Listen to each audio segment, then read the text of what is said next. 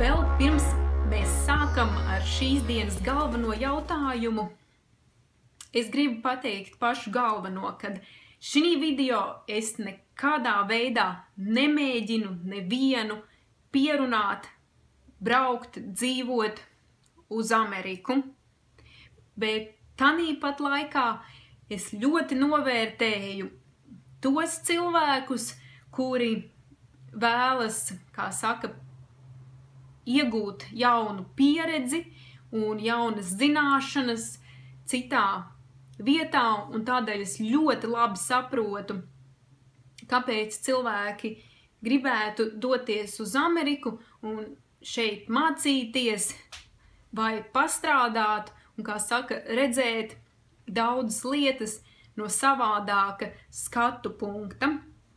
Un šodien es mēģināšu atbildēt tā ļoti nopietnu jautājumu. Un jautājums ir, kas ir nepieciešams, lai reāli sāktu dzīvot vai strādāt Amerikas Savienotajās valstīs, un kā tas ir iespējams un cik tas izmaksā.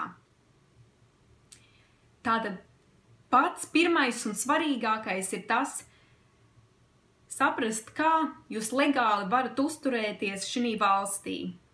Jo Amerikā nav tā kā Eiropā, ka jūs varat doties uz jebkuru valsti, Eiropas Savienībā, strādāt un dzīvot, un, kā saka, ja jūs pats varat tikt galā, tad viss ir kārtībā.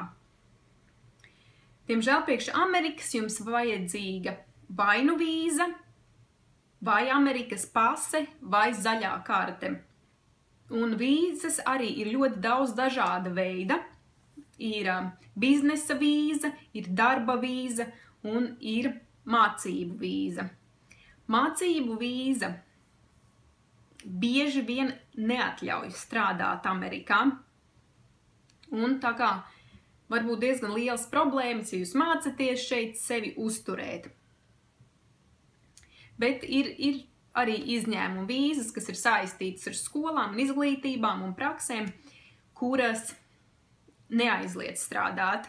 Bet tāpat laikā es dzirdēju arī par vīzām, kuras ir iedod uz 2 gadiem, bet pēc šī gada vai 2 ir jābrauc prom, un tad atgriezties Amerikā nedrīkst vismaz 2 gadus. Tā kā tāds variants arī ir. Ļoti iespējams pats galvenais un izšķirošais jautājums ir šis pirmais jautājums, kā legāli šeit uzturēties.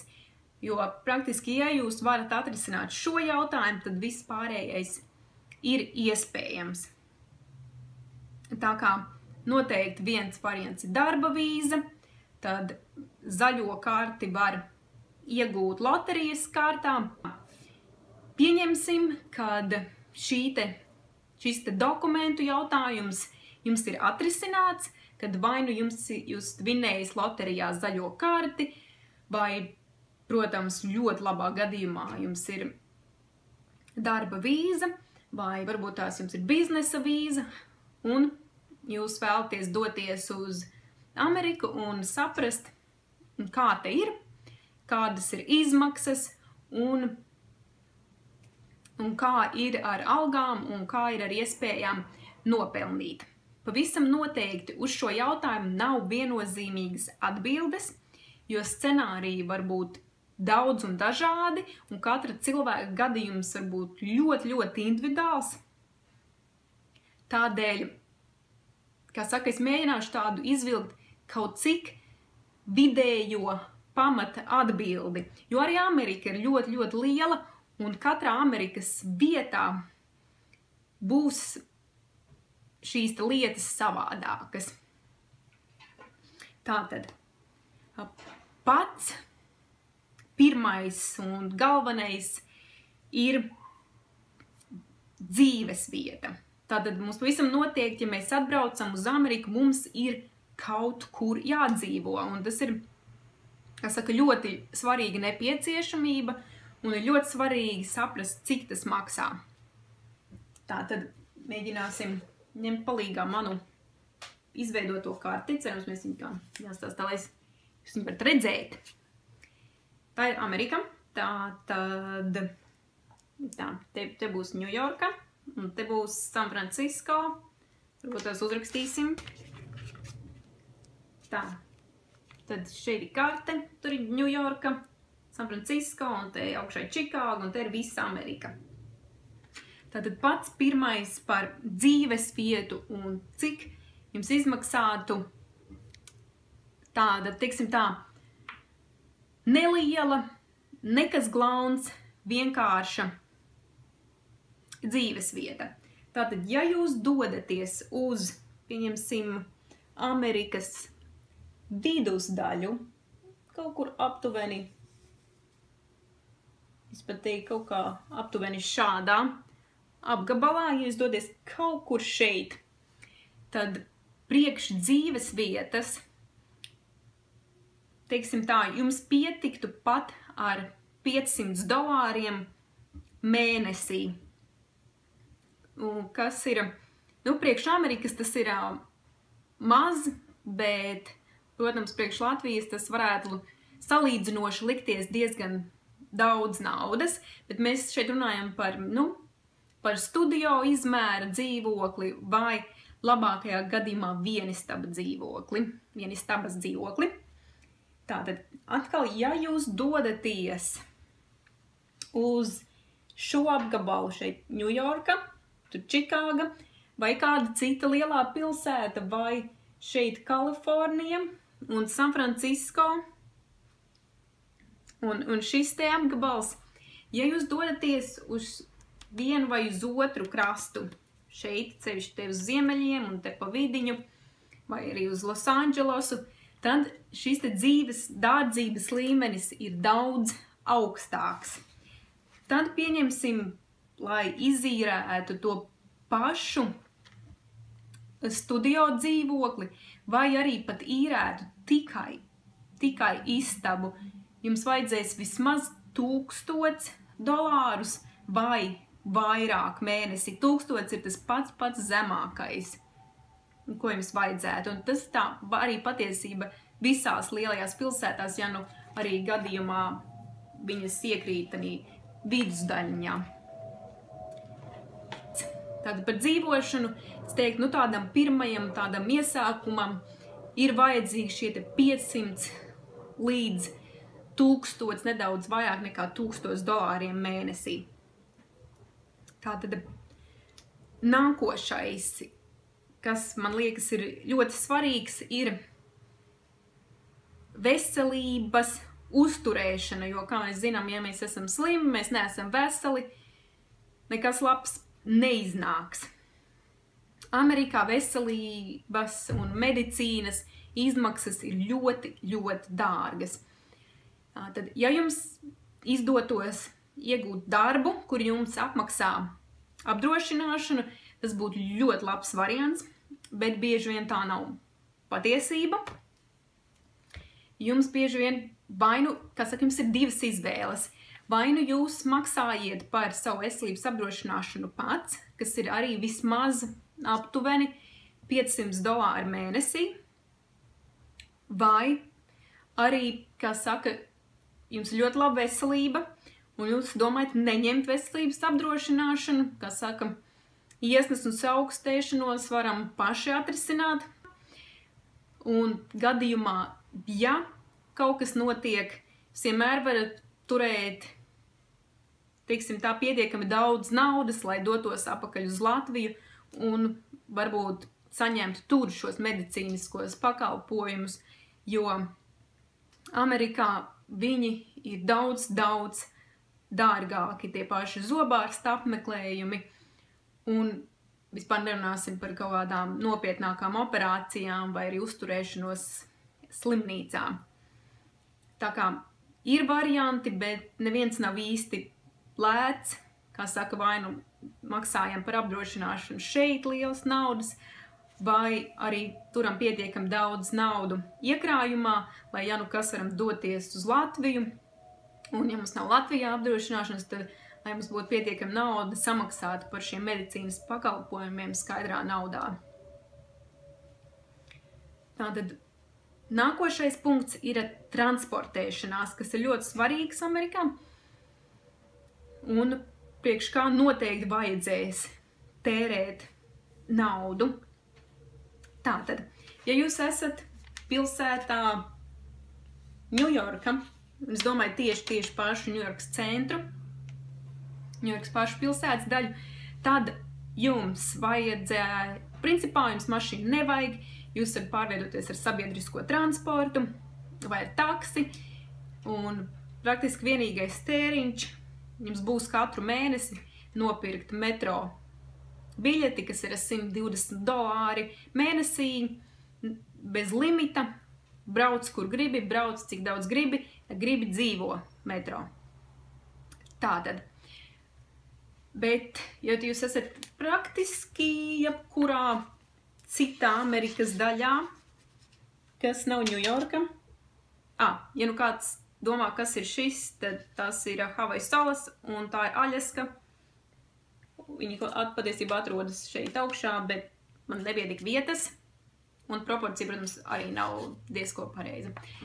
Jā, tātad par transportēšanos. Jebkurā citā Amerikas daļā jums vajadzēs mašīnu un arī mašīnas apdrošināšanu. Tā kā par mašīnu, protams, arī ļoti atkarīgs, kādu jūs izvēlaties, vai jūs gribat pirkt lētāku un vecāku mašīnu, un tad mēģināt tikt galā ar mašīnas labošanu, vai jūs mēģināt varbūt tās kādu izdevīgāku, jaunāku mašīnu, kur varbūt nebūs jālabo tik daudz. Bet, vārdu sakot, mašīnai jums ir jāieplāno arī vismaz aptuveni $500 mēnesī, gan par pašu benzīnu, kurš nav pats dārgākais, gan par mašīnas apdrošināšanu. Es saku, Amerikā jāapdrošina ir viss, un apdrošināšanas ir ļoti svarīgas, jo viens ir tas, ka ja nu kaut kas notiek, vienkārši fiziski ir mašīna, un ja kaut kas pēc tam jālabo, vai varbūt kādai citai mašīnai, kas ir iesaistīta negadījumā, kaut kas notiek. Bet otrs variants ir tas, ka Amerikā jebkurš var iesūdzēt jūs tiesā par kaut ko, ko jūs vai nu izdarījis, vai neesat izdarījis. Un līdz ar to, ja sākās tiesāšanās, tās ir milzīgas izmaksas. Un bieži vien, kā saka, jūs paņemat apdrošināšanu, tad viņi arī daļēji sedz šīs te izmaksas arī. Bet nu, tur ļoti arī atkarīgs, kas tā, kāda apdrošināšana un kas ir iekļauts un kas nav. Bet principā apdrošināšana vajadzīga. Un, jā, rupi rēķinot transportam, jums būs arī jātērē vismaz $500 mēnesī. Un tas būtu tāds ļoti ekonomiskais variants, protams, atkarīgs arī no tā, ko jūs izvēlaties. Tad nākamais ļoti svarīgais, kuram varbūt vajadzēja ierindoties jau ātrāk šajā tabulā, ir ēdiens. Principā ir tā, ka Amerikā var atrast ļoti lētu ēdienu, bet arī pat laikā labs ēdiens, un tāds ēdiens, pie kāda ir pieraduši latvieši, maksā diezgan dārgi. Bet principā es teiktu, ka ar 500, arī aptuveni 500, varbūt tas jūs ļoti maz ēdat, un ja jūs garšo rīsi, un jūs varat ēst katru dienu rīsus, tad varbūt tās, kad jūs varētu iztikt arī ar 200, no 200 līdz $500 mēnesī. Un, protams, vienmēr tas var, katrs no šiem cipariem viennozīmīgi var iet vēl vairāk un vēl augstāk atkarībā no tā, ko jūs izvēlaties. Tātad, vēl ļoti svarīgs aspekts ir mūsdienās komunikācijas veidi, tātad telefons un internets. Un gan telefonam, gan internetam es arī noteikti, varbūt kopā, ierēķinātu vismaz $200. Un šīs, man liekas, tās pašas svarīgākās lietas. Un tad, protams, ja ir vēl kādas vēlmes, tad attiecīgi vēl nejāierēķina nauda. Un kopsumā šo visu tā aptuveni sarēķinot, lai, tā, kaut cik normāli jūs nodzīvotu gadu Amerikā, un tā jums tā plus mīnus viss sanāktu, jums vajag vismaz $30,000 priekš gada. Amerikā arī algas rēķina par gadu, tā kā tas būtu aptuveni tā, kad jums būtu jāpelna vai arī jābūt iekrātiem vismaz šiem te 30,000. Bet tas būs tāds, tāds ļoti jostiņas savilkšanas variants. Jo, principā, vidējie ienākumi uz ģimeni Amerikā ir $60,000. Tas tāds vidējais ir. Tā kā, atkal, ja jūs gribētu būt tā labākā situācijā, tad varētu arī ņemt vērā šo te Amerikas vidējo, vidējo ģimenes dzīves līmeni, kas ir $60,000 gadā, un tas arī varētu būt tāds labs variants.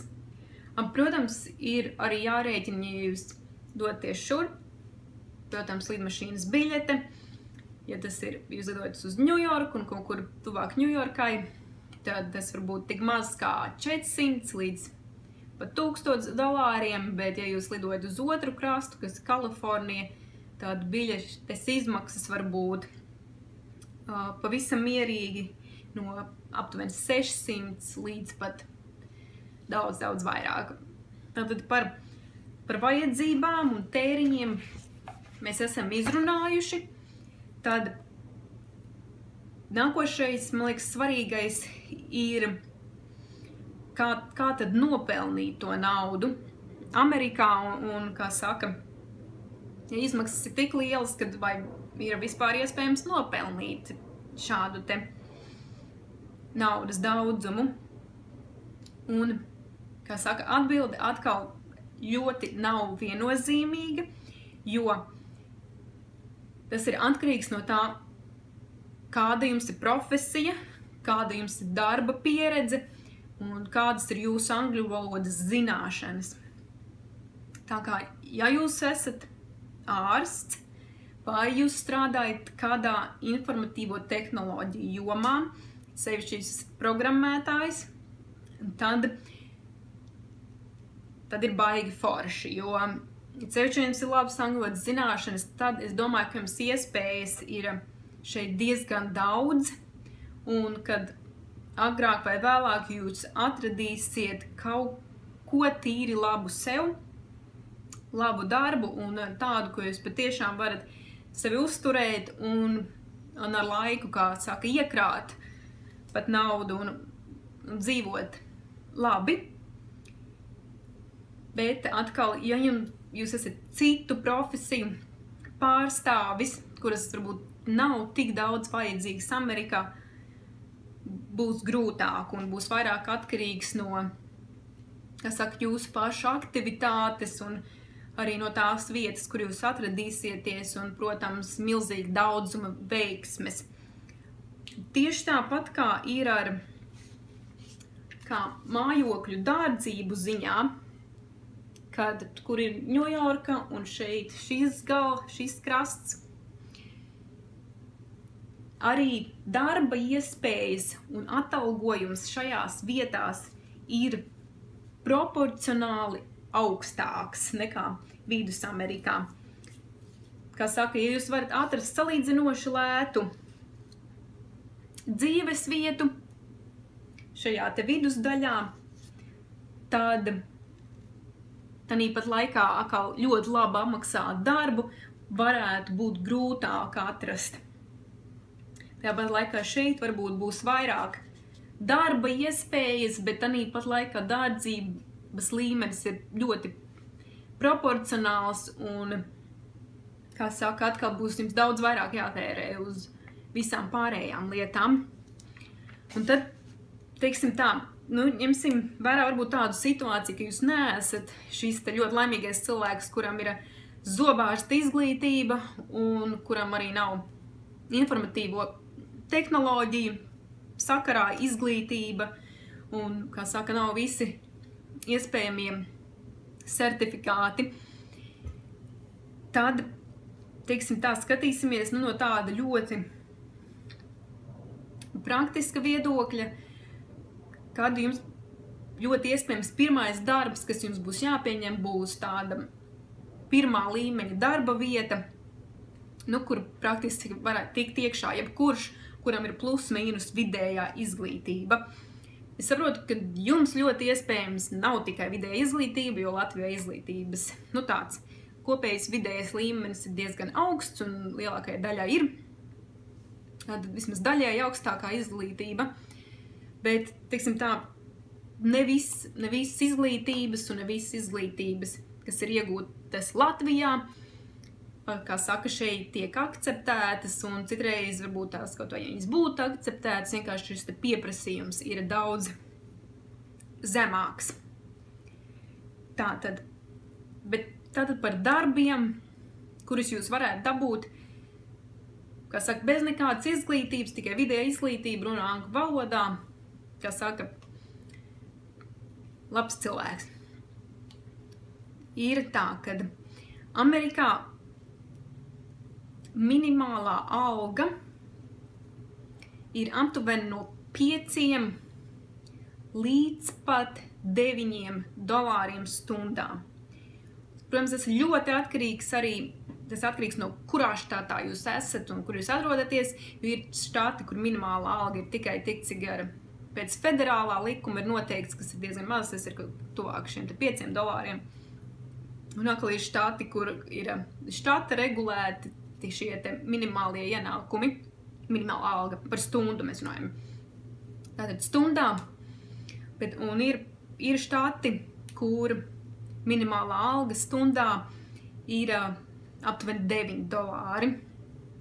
Tātad salīdzinoši ar Latviju, tas ir diezgan daudz vairāk, jo, cik es zinu, Latvijā vidējā alga par stundu ir nevis vidējā, bet mazākā minimums.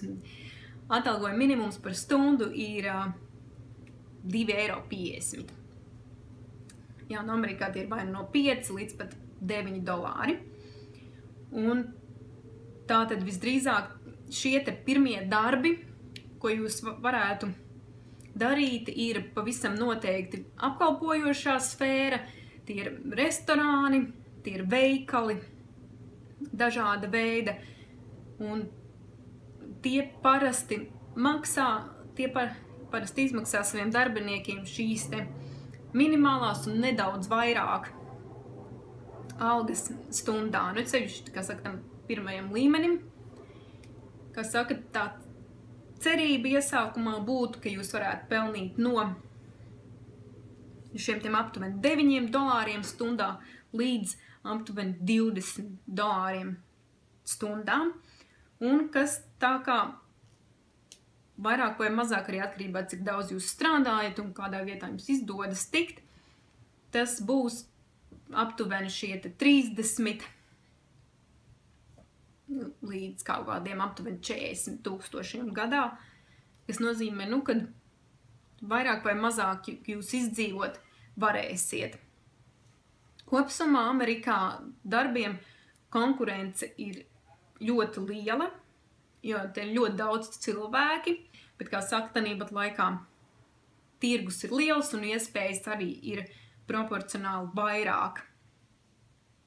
Mainīt dzīves vietu un braukt citur un dzīvot viennozīmīgi nav viegla izvēle, un tas pavisam noteikti arī nav viegli izdarāms, un ir, kā saka, pavisam noteikti jārēķinās sākumā ar, kā saka, varbūt tās jārēķinās ar to, ka jūs sākumā nenovērtēs tik daudz, kā jums liekas, cik jums būtu jābūt novērtētam, bet, tā ir, ka jūs esat jaunā vietā, jums nav paziņu un nav īsti zināms šis tirgus. Es ceru, ka viss tas, ko es pastāstīju, bija kaut cik.